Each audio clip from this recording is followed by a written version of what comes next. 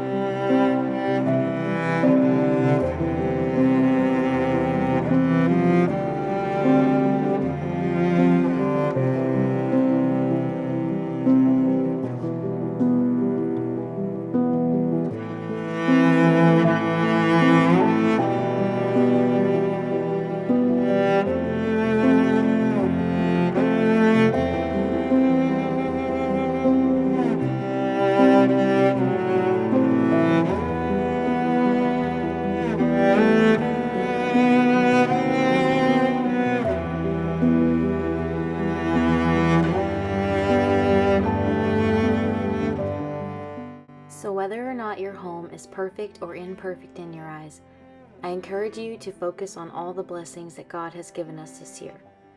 To spend time with the ones that we love, eat some good food, and give and receive gifts to those that mean the most to us.